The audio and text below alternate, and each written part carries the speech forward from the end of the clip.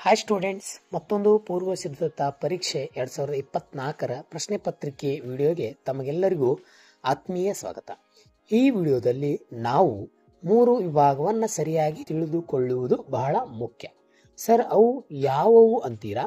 1 ರಾಜ್ಯಶಾಸ್ತ್ರದ ಬಹು ಆಯ್ಕೆ ಪ್ರಶ್ನೆಗಳು, 2 ಬಿಟ್ಟ ಸ್ಥಳ ಮತ್ತು ಹೊಂದಿಸಿ ಬರೆಯಿರಿ, 3 2 ಅಂಕದ ಪ್ರಶ್ನೆಗಳು. ಈ 3 ಭಾಗದಲ್ಲಿ 30 ಅಂಕಗಳನ್ನು ಸರಳವಾಗಿ ನಾವು ಪಡೆಯಬಹುದು.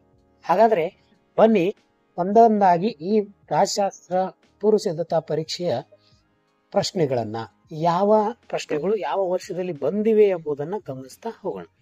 ಸೊ ಅದಕ್ಕಿಂತ ಮುಂಚೆ ಇನ್ನೂ ಯಾರು ನಮ್ಮ ಚಾನಲ್ ಅನ್ನ ಸಬ್ಸ್ಕ್ರೈಬ್ ಆಗಿಲ್ಲ, ದಯವಿಟ್ಟು ನಮ್ಮ ಚಾನಲ್ ಸಬ್ಸ್ಕ್ರೈಬ್ ಆಗಿ ಮತ್ತು ನಮ್ಮ ಟೆಲಿಗ್ರಾಮ್ ಗ್ರೂಪ್ ಇದೆ, ಆ ಟೆಲಿಗ್ರಾಮ್ ಗ್ರೂಪಿಗೆ ಜಾಯಿನ್ ಆಗಿ. ಆ ಲಿಂಕ್ ಅನ್ನ ಡಿಸ್ಕ್ರಿಪ್ಷನ್ ಅಲ್ಲಿ ಕೊಟ್ಟಿದ್ದೀನಿ.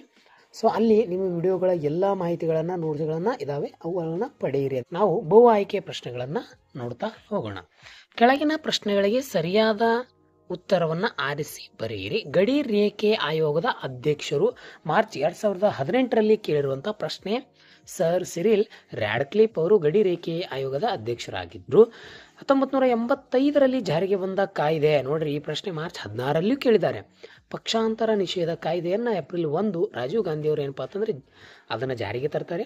ಸರ್ದಾರ್ ವಲ್ಲಭಾಯಿ ಪಟೇಲ್ ಪೊಲೀಸ್ ಅಕಾಡೆಮಿ ಇರುವ ಸ್ಥಳ ಹೈದರಾಬಾದ್. ಅದೇ ರೀತಿ ಇನ್ನೊಂದು ಲಾಲ್ ಬಹದ್ದೂರ್ ಶಾಸ್ತ್ರಿ ಅವರ ಪೊಲೀಸ್ ಅಕಾಡೆಮಿ ಎಲ್ಲಿದೆ ಅಂತ ಕಮೆಂಟ್ ಮೂಲಕ ತಿಳಿಸಿ. ಕರ್ನಾಟಕದಲ್ಲಿ ಲೋಕಾಯುಕ್ತ ಸಂಸ್ಥೆ ಜಾರಿಗೆ ಬಂದ ವರ್ಷ 1984ರಲ್ಲಿ ಈ ಸಂಸ್ಥೆ ಜಾರಿಗೆ ಬರ್ತದೆ. ಭಾರತದ ವಿದೇಶಾಂಗ ನೀತಿಯ ಶಿಲ್ಪಿ ಯಾರು ಅಂತ ಕೇಳಿದ್ದಾರೆ. ಮಾರ್ಚ್ 2020ರಲ್ಲಿ ಈ ಪ್ರಶ್ನೆ ಕೇಳಿದ್ದಾರೆ. ಪಂಡಿತ್ ಜವಾಹರ್ಲಾಲ್ ನೆಹರು. ಸೊ ಬಹಳ ಜನ ವಿದ್ಯಾರ್ಥಿಗಳು ಕೇಳ್ತಾ ಇದ್ರಿ, ಸರ್ ರಾಜ್ಯಶಾಸ್ತ್ರ ಪೂರ್ವ ಸಿದ್ಧತಾ ಪರೀಕ್ಷೆಯನ್ನ ಬಿಡಿ ಅಂತ ಹೇಳಿ. ಸೊ ಅಂತೆಲ್ಲ ವಿದ್ಯಾರ್ಥಿಗಳಿಗೆ, ಆ ಎಲ್ಲ ವಿದ್ಯಾರ್ಥಿಗಳಿಗೆ ಏನಪ್ಪಾ ಅಂತಂದ್ರೆ ಈ ವಿಡಿಯೋ ನಿಮಗಾಗಿ ಇದೆ ಅಂದರೆ ಸೊ ಅವುಗಳನ್ನು ಗಮನಿಸಿ ಎಲ್ಲರಿಗೂ ಶೇರ್ ಮಾಡಿ, ಕಮೆಂಟ್ ಮಾಡೋದನ್ನ ಮರಿಬೇಡಿ. ಲೈಕ್ ಆದರೆ ಲೈಕ್ ಕೊಡಿ. ಈ ಕೆಳಗಿನ ಪ್ರಶ್ನೆಗಳಿಗೆ ಖಾಲಿ ಬಿಟ್ಟ ಸ್ಥಳವನ್ನು ಭರ್ತಿ ಮಾಡಿ ಅಂತ ಹೇಳಿದ್ದಾರೆ. ಮುಕ್ತ ವ್ಯಾಪಾರ, ಶೇಖ್ ಮುಜಿಬುರ್ ರೆಹಮಾನ್, ಜಿಲ್ಲಾಧಿಕಾರಿ, 1945, ಭಾರತ ಅಮೇರಿಕಾ.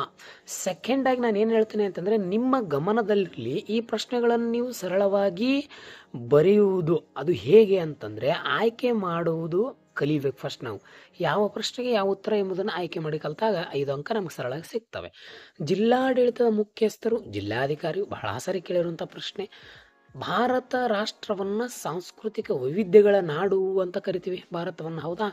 ಲೆಸಸ್ ಫೇರ್ ಪದದ ಅರ್ಥ ಮುಕ್ತ ವ್ಯಾಪಾರ ವ್ಯವಸ್ಥೆ. 1945ರಲ್ಲಿ ವಿಶ್ವಸಂಸ್ಥೆ ಅಸ್ತಿತ್ವಕ್ಕೆ ಬರ್ತದೆ. ಬಂಗ ಬಂಧು ಎಂದು ಶೇಖ್ ಮುಜಿಬುರ್ ರೆಹಮಾನ್ ರವರನ್ನ ಕರೆಯುತ್ತಾರೆ. ಈ ಪ್ರಶ್ನೆ ಒಂದು ಭೂ ಆಯ್ಕೆಯಲ್ಲಿ ಕೇಳಿರ್ತಾನೆ, ಇಲ್ಲ ಅಂತಂದ್ರೆ ಬಿಟ್ಟ ಸ್ಥಳದಲ್ಲಿ ಕೇಳಿರ್ತಾನೆ, ಇಲ್ಲ ಅಂತಂದ್ರೆ ಒಂದು ವಾಕ್ಯದಲ್ಲಿ ಕೇಳಿರ್ತಾನೆ, ಇಲ್ಲಾಂದ್ರೆ ಹೊಂದಿಸಬಾರ. ಒಟ್ಟು ಈ ಪ್ರಶ್ನೆ ಫಿಕ್ಸ್ ಆಗಿ ಇರ್ತದೆ. ಇನ್ನು ನಾವು ಥರ್ಡ್ ಒನ್ ನೋಡಿದಾಗ ಹೊಂದಿಸಿ ಬರೆಯಿರಿ. ಬಹಳ ಸ್ಪಷ್ಟವಾಗಿ ನಿಮ್ಮ ತಲೆಯಲ್ಲಿ ಹೊಂದಿಸಿ ಬರೆಯಲಿ. ಈ ರೀತಿ ನಾನೇನು ಉತ್ತರವನ್ನು ಬರೆದಿದ್ದೀನಿ, ಸೊ ಅದೇ ರೀತಿ ಏನಪ್ಪಾ ಅಂತಂದ್ರೆ ಉತ್ತರವನ್ನ ಅಲ್ಲಿ ಬರಿಬೇಕಾಗ್ತದೆ. ಸೊ ಅದನ್ನ ಗಮನ ಇಟ್ಟುಕೊಳ್ಳಿ. ಭಾರತದಲ್ಲಿನ ಪಕ್ಷ ಪದ್ಧತಿ ಯಾವ ರೀತಿ ಇದೆ ಅಂದ್ರೆ ಅದು ಬಹುಪಕ್ಷ ಪದ್ಧತಿ. ಡಿ ಆಯ್ಕೆ ಇದೆ ನೋಡಿ. ನಾಗರಿಕ ಸೇವಾ ವರ್ಗ, ಶಾಶ್ವತ ಕಾರ್ಯಾಂಗವನ್ನ ನಾವು ನಾಗರಿಕ ಸೇವಾ ವರ್ಗ ಅಂತ ಕರಿತೀವಿ. ಕಾರ್ಮಿಕರ ದಿನ ಯಾವಾಗ? ಮೇ 1, ಜೂನ್ 18 ಮತ್ತು ಸೆಪ್ಟೆಂಬರ್ 20ರಲ್ಲಿಯೂ ಸಹ ಈ ಪ್ರಶ್ನೆ ಕೇಳಿದ್ದಾರೆ. ಬಹು ಆಯ್ಕೆಯಲ್ಲಿ ಅಥವಾ ಹೊಂದಿಸಿ ಬರೆಯಲ್ಲಿ. ಕಾರ್ಮಿಕರ ದಿನ ನನಗೆ ಗೊತ್ತಿದೆ ಮೇ 1. ವೆಸ್ಟ್ ಪಾಲಿಯಾ ಒಪ್ಪಂದ 1648ರಲ್ಲಿ ಆಗ್ತದೆ. ಅದೇ ಪ್ರಾದೇಶಿಕ ಸಂಘ ಯಾವುದು ಅಂತಂದ್ರೆ ಆಸಿಯಾನ್ ಅಂತ ಹೇಳ್ತೀವಿ. ಇನ್ನು ವಿಶ್ವಸಂಸ್ಥೆ ಯಾವಾಗ ಜಾರಿಗೆ ಬಂತು ಅಂತೇಳಿ ನನಗೆ ಕಮೆಂಟ್ ಮೂಲಕ ನೀವೆಲ್ಲರೂ ತಿಳಿಸಬೇಕು. ಸೊ ಇದಿಷ್ಟು ಹೊಂದಿಸಿ ಬರೆಯಿರಿ. ನಿಮಗೆ ಇಲ್ಲಿ 15 ಅಂಕ ಸರಳವಾಗಿ ನಿಮಗೆ ಸಿಗುವಂತ. ಕೆಳಗಿನ ಪ್ರಶ್ನೆಗಳಿಗೆ ಒಂದು ವಾಕ್ಯದಲ್ಲಿ ಉತ್ತರಿಸಿ. ನೀವು ಒಂದು ವಾಕ್ಯದಲ್ಲಿ ಇವುಗಳಿಗೆ ಉತ್ತರವನ್ನ ಕೊಡಬೇಕಾಗ್ತದೆ. ಸೊ ಯಾವ ರೀತಿ ಅನ್ನೋದನ್ನ ನೋಡ್ಕೊತಾ ಹೋಗಿ. ಮೂಕನಾಯಕ ಪತ್ರಿಕೆಯನ್ನ ಪ್ರಾರಂಭಿಸಿದವರು ಯಾರು? ಅಂಬೇಡ್ಕರ್ ಅವರು. ಮಾರ್ಚ್ 16, 15, 17ರಲ್ಲಿ ಈ ಪ್ರಶ್ನೆ ಬಂದಿರುವಂತದ್ದು. 17ನೇ ಪ್ರಶ್ನೆ, ಲಿಂಗಾಧಾರಿತ ಅಸಮಾನತೆಗೆ ಒಂದು ಉದಾಹರಣೆ. ಮನಸ್ಮೃತಿ ಅಥವಾ ಪುರುಷರ ಪ್ರಾಬಲ್ಯವೇ ಲಿಂಗಾಧಾರಿತ ಅಸಮಾನತೆಗೆ ಒಂದು ಕಾರಣವಾಗಿ ಕೊಡಬಹುದು ನಾವು. ಆತ್ಮೀಯತೆ ರಾಜಕಾರಣವನ್ನು ಯಾರು ಗುರುತಿಸಿದ್ರು? LA ಕಾಪ್ಮನ್ ಅವರು. ಅಂದ್ರೆ ಮಾರ್ಚ್ 15, 16, 2017 ಮತ್ತು 2020ರಲ್ಲಿಯೂ ಸಹ ಈ ಪ್ರಶ್ನೆ ಬಂದಿದೆ ಒಂದು ಅಂಕದಲ್ಲಿ. ನೋಡಿ ಯಾವ ರೀತಿ ಪ್ರಶ್ನೆಗಳು ಇಂಪಾರ್ಟೆಂಟ್ ಆಗಬಹುದು ಅಂತ ಹೇಳಿ ಗಮನಿಸ್ತಾ ಹೋಗಿ. LA ಕಾಪ್ಮನ್ ಅವರು ಅಸ್ಮಿತೆ ರಾಜಕಾರಣ ಗುರುತಿಸುತ್ತಾರೆ. WTO ವಿಸ್ತರಿಸಿ. ವರ್ಲ್ಡ್ ಟ್ರೇಡ್ ಆರ್ಗನೈಸೇಷನ್, ವಿಶ್ವ ವ್ಯಾಪಾರ ಸಂಘಟನೆ ಯಾವಾಗ ಜಾರಿಗೆ ಬಂತು ಅಂತ ಕಮೆಂಟ್ ಮೂಲಕ ತಿಳಿಸಿ. ಸಾರ್ಕ್ನ ಕೇಂದ್ರ ಕಚೇರಿ ಎಲ್ಲಿದೆ? ನೇಪಾಳದ ಕಠ್ಮಂಡುವಿನಲ್ಲಿದೆ. ಹೌದಾ? ಇದು ಸಾರ್ಕ್ನು ಸಹ ಬಹಳ ಸಾರಿ ಕೇಳಿರುವಂಥದ್ದು. ಇನ್ನು ಭಾಗ ಬಿ, ಕೆಳಗಿನ ಯಾವುದಾದ್ರೂ 5 ಪ್ರಶ್ನೆಗೆ ಪ್ರತಿಯೊಂದಕ್ಕೂ 2-3 ವಾಕ್ಯದಲ್ಲಿ ಉತ್ತರಿಸಿ. 2-3 ವಾಕ್ಯದಲ್ಲಿ ಉತ್ತರಿಸಿ. ಬಾಂಬೆಯನ್ನು 2 ರಾಜ್ಯಗಳಾಗಿ ವಿಭಜಿಸಲಾಯಿತು. ಅವುಗಳೆಂದರೆ ಮಹಾರಾಷ್ಟ್ರ, ಗುಜರಾತ್. ಮಾರ್ಚ್ 18 ಮತ್ತು 2020ರಲ್ಲಿ ಮತ್ತು ಜೂನ್ 2015, 16, 2019ರಲ್ಲಿ ಕೇಳಿರುವಂಥ ಒಂದು ಪ್ರಶ್ನೆ ಏನಪ್ಪ ಅಂತಂದರೆ ಬಾಂಬೆಗಳನ್ನು ಎಷ್ಟು ರಾಜ್ಯಗಳಲ್ಲಿ ವಿಭಜಿಸಲಾಗಿತ್ತು. ನಿಮ್ಗೆ ಗೊತ್ತಿರಲಿ, ಒಂದು ಮಹಾರಾಷ್ಟ್ರ, ಇನ್ನೊಂದು ಗುಜರಾತ್.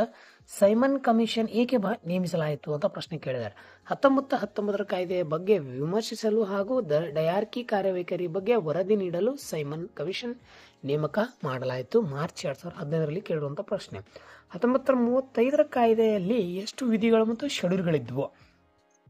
321 ವಿಧಿಗಳಿದ್ವು ಮತ್ತು 10 ಶೆಡ್ಯೂಲ್ಗಳಿದ್ವು. ಮಾರ್ಚ್ 19ರಲ್ಲಿ ಪ್ರಶ್ನೆ ಕೇಳಿದ್ದಾರೆ. ಸೊ ಪ್ರಶ್ನೆಗಳು ಯಾವ ರೀತಿ ಕೇಳಿದ್ದಾರೆ ಅನ್ನೋದನ್ನು ಸ್ವಲ್ಪ ಗಮನಿಸ್ತಾ ಹೋಗಿ. ಚುನಾವಣೆ ಅಂದರೆ ರಾಷ್ಟ್ರದ ಎಲ್ಲ ಮತದಾರರು ತಮ್ಮನ್ನಾಳುವ ಪ್ರತಿನಿಧಿಗಳನ್ನ ತಾವೇ ಆಯ್ಕೆ ಮಾಡುವ ವಿಧಾನವನ್ನು ಚುನಾವಣೆ ಎನ್ನುವರು. ಮಾರ್ಚ್ 2015, 2017, 19ರಲ್ಲಿ ಕೇಳುವಂಥದ್ದು. ಕೇಂದ್ರ ಸೇವೆಗೆ 2 ಉದಾಹರಣೆ ಕೊಡಿ. ಭಾರತೀಯ ವಿದೇಶಿ ಸೇವೆಗಳು, ಕಂದಾಯ ಸೇವೆಗಳು. ಸೆಪ್ಟೆಂಬರ್ 2020ರಲ್ಲಿ ಕೇಳಿರುವಂಥ ಪ್ರಶ್ನೆ. ರಾಷ್ಟ್ರೀಯ ಹಿತಾಸಕ್ತಿ ಎಂದರೇನು? ಒಂದು ರಾಷ್ಟ್ರವು ಮತ್ತೊಂದು ರಾಷ್ಟ್ರದೊಂದಿಗೆ ವ್ಯವಹರಿಸುವಾಗ ತನ್ನ ರಾಷ್ಟ್ರೀಯ ಹಿತಕ್ಕೆ ಅನುಗುಣವಾಗಿ ತೆಗೆದುಕೊಳ್ಳುವ ನಿರ್ಧಾರಗಳನ್ನು ನಾವು ರಾಷ್ಟ್ರೀಯ ಹಿತಾಸಕ್ತಿಗಳೆಂದು ಕರೆಯುತ್ತೇವೆ. ಸೊ ಇವು 2 ಅಂಕಗಳು ನೀವು ಎಷ್ಟು ಯಾವ ರೀತಿ ಸಿಸ್ಟಮೆಟಿಕ್ ಆಗಿ ಬರೀಬೇಕು ಅಂತ ನಾನು ಇಲ್ಲಿ ಕೊಟ್ಟಿದ್ದೀನಿ. ವಿಶ್ವಸಂಸ್ಥೆಯ 2 ಉದ್ದೇಶಗಳನ್ನು ತಿಳಿಸಿ. 1, ಅಂತಾರಾಷ್ಟ್ರೀಯ ಶಾಂತಿ ಮತ್ತು ಭದ್ರತೆಯನ್ನು ಸ್ಥಾಪಿಸುವುದು. 2, ಯುದ್ಧ ಹಾಗೂ ಅದರ ಭೀತಿಯಿಂದ ಜನರನ್ನು ಮುಕ್ತಗೊಳಿಸುವುದು. ಮಾರ್ಚ್ 2018, 2020, 2017 ಜೂನ್ರಲ್ಲಿ ಕೇಳುವಂಥ ಪ್ರಶ್ನೆಗಳು. ಯಾವ ರೀತಿ ಪ್ರಶ್ನೆಗಳು ಬಂದಿವೆ ಅಂತಂದರೆ, ಈ ಪ್ರಶ್ನೆಗಳನ್ನು ನೋಡಿದಾಗ ನಿಮಗನಿಸುತ್ತೆ, ಹೌದು ಇವು ಮರಳಿಸುವಂಥ ಸಾಧ್ಯತೆಗಳು ಇರ್ತವೆ. ಮರುಕಳಿಸುವಂಥದ್ದು. ಯಾವಾಗ ಮತ್ತು ಎಲ್ಲಿ ಪ್ರಥಮ NAM ಸಮ್ಮೇಳನ ನಡೆಯಿತು? 1961ರಲ್ಲಿ ಯುಗೋಸ್ಲೋವಿಯಾದಲ್ಲಿ ಬೆಲ್ಗ್ರೇಡ್ನಲ್ಲಿ ಏನಪ್ಪ ಅಂತಂದರೆ ಈ ಒಂದು ಪ್ರಥಮ NAM ಸಮ್ಮೇಳನ ನಡೆಯಿತು ಅಂತ ಹೇಳ್ತೀವಿ. ಸಿಮ್ಲಾ ಒಪ್ಪಂದದಲ್ಲಿ ಸಹಿ ಹಾಕಿದವರು ಯಾರ್ಯಾರು? ಸಿಮ್ಲಾ ಒಪ್ಪಂದದಲ್ಲಿ ಸಹಿ ಹಾಕಿದವರೇ ನಮ್ಮ ಮಹಿಳಾ ಪ್ರಧಾನಮಂತ್ರಿ ಯಾರು ಅಂತಂದರೆ ಇಂದಿರಾ ಗಾಂಧಿ ಮತ್ತು ಬೆನಜೀರ್ ಭುಟ್ಟೋ. ಜೂನ್ 2000 ಕೇಳಿರುವಂಥದ್ದು. ಸಿಮ್ಲಾ ಒಪ್ಪಂದ ಯಾವಾಗ ನಡೀತದೆ? 1972ರಲ್ಲಿ. ಸೊ ಇಷ್ಟು ಪ್ರಶ್ನೆಗಳೇನಪ್ಪ ಅಂತಂದರೆ 2 ಅಂಕದ ಪ್ರಶ್ನೆಗಳು. ಇವಾಗ ನೋಡಿದ್ವಿ, ಈ ಕೆಳಗಿನ ಯಾವುದಾದರೂ 6 ಪ್ರಶ್ನೆಗಳಿಗೆ ಪ್ರತಿಯೊಂದಕ್ಕೂ 15 ವಾಕ್ಯಗಳಲ್ಲಿ ಉತ್ತರಿಸಿ ಅಂತ ಕೊಟ್ಟಿದ್ದಾರೆ. 1947 ಭಾರತ ಸರ್ಕಾರ ಕಾಯ್ದೆ ಮುಖ್ಯಾಂಶಗಳನ್ನು ವಿವರಿಸಿ. 31 ಮುಖ್ಯ ಕಾರ್ಯದರ್ಶಿಯ ಕರ್ತವ್ಯ ಬಗ್ಗೆ ಟಿಪ್ಪಣಿ ಬರೀ. ಕಾರ್ಯದರ್ಶಿ ಕಾರ್ಯಗಳೇನಿದಾವೆ, ಕರ್ತವ್ಯಗಳೇನು? ರೈತರ ಚಳವಳಿಯ ಪ್ರಮುಖ ಕಾರಣಗಳಾವವು. ಅದರ ಜೊತೆಗೆ ಪರಿಸರ ಚಳವಳಿಯ ರಾಜಕೀಯ ಪರಿಣಾಮಗಳನ್ನು ಚರ್ಚಿಸಿ. ಪ್ರಜಾಪ್ರಭುತ್ವಕ್ಕೆ ಭಯೋತ್ಪಾದನೆ ಹೇಗೆ ಮಾರಕವಾಗಿದೆ ವಿವರಿಸಿ. ಸಮ್ಮಿಶ್ರ ವ್ಯವಸ್ಥೆಯ ದೋಷಗಳಾವು. ಅಂದರೆ ಸಮ್ಮಿಶ್ರ ವ್ಯವಸ್ಥೆ ಅಂದರೆ ಪಕ್ಷಗಳಾಗಲಿ ಅಥವಾ ರಾಜಕೀಯ ಯಾವುದೇ ದೋಷಗಳಿರಲಿ ಅವನ್ನ ಹೇಳಬೇಕಾಗ್ತದೆ. ಭ್ರಷ್ಟಾಚಾರವನ್ನು ಯುವ ಜನರಿಗೆ ಹೇಗೆ ತಡೆಗಟ್ಟಬಲ್ಲರು ಎಂಬುದನ್ನು ಈ ಯುವ ಜನತೆ ಬಗ್ಗೆ ನೀವು ವಿವರಣೆ ಕೊಡಬೇಕು. ಪಂಚಶೀಲ ತತ್ವಗಳು ಎಷ್ಟದಾವೆ? 5 ತತ್ವಗಳನ್ನು ಕುರಿತು ಟಿಪ್ಪಣಿ ಬರೆಯಿರಿ ಅಂತ ಕೇಳ್ಬೋದು, ಅಥವಾ ಕುರಿತು ಬರೆಯಿರಿ ಕೇಳಿದರೆ. ಬಾಂಗ್ಲಾದೇಶದ ವಿಮೋಚನೆಯಲ್ಲಿ ಭಾರತ ಪಾತ್ರ ಹೇಗೆ ನಿರ್ವಹಿಸುತ್ತದೆ, ಅದು ಹೇಗೆ ಅಂತ ಹೇಳಿ ನೀವು ವಿವರಿಸಿಕೊಡ್ಬೇಕು. ಇನ್ನು 10 ಅಂಕದ ಪ್ರಶ್ನೆಗಳನ್ನು ನೋಡಿದಾಗ ಭಾರತದಲ್ಲಿ ಪಕ್ಷ ಪದ್ಧತಿಯ ಸ್ವರೂಪವನ್ನು ವಿವರಿಸಿ. ನಾವು ಭಾರತೀಯ ಪಕ್ಷ ಪದ್ಧತಿ ಬಹುಪಕ್ಷ ಪದ್ಧತಿ ಅಂತಂದ್ವಿಯಪ್ಪ. ಸೊ ಹಾಗಾದ್ರೆ ಅದು ಹೇಗೆ, ಅದರ ಸ್ವರೂಪ ಹೇಗೆ ಅಂತ ವಿವರಣೆ ಕೊಡಬೇಕು. ರಾಷ್ಟ್ರದ ನಿರ್ಮಾಣದ ವಿವಿಧ ಅಗತ್ಯಾಂಶಗಳನ್ನು ವಿವರಿಸಿ. ರಾಷ್ಟ್ರದ ನಿರ್ಮಾಣಕ್ಕೆ ಬೇಕಾಗಿರುವಂಥ ಅಂಶಗಳ್ಯಾವವು ಅವುಗಳನ್ನು ವಿವರಿಸಿ. ಜಾಗತೀಕರಣದ ಅರ್ಥ, ಪ್ರಾಮುಖ್ಯತೆ ಮತ್ತು ರಾಜಕೀಯ ಪರಿಣಾಮಗಳನ್ನು ವಿವರಿಸಿ. ವಿಶ್ವಸಂಸ್ಥೆ ಮತ್ತು ಭಾರತ ನಡುವಿನ ಒಂದು ಅವಿನಾಭಾವ ಸಂಬಂಧ, ಅದರ ಪಾತ್ರ, ಆ ಸಹಕಾರ ಕ್ಷೇತ್ರದಲ್ಲಿ ಯಾವ ರೀತಿ ಕಾರ್ಯನಿರ್ವಹಿಸಿದೆ ಅಂತ ಎಂಬುದನ್ನು ನೀವು ನಿಮ್ಮದೇ ಅಂತ ವಾಕ್ಯಗಳಲ್ಲಿ ಮತ್ತು ನಿಮ್ಮದೇ ಅಂತ ಪ್ರಬಂಧ ರೂಪದಲ್ಲಿ ನೀವು ಬರೀಬೇಕು.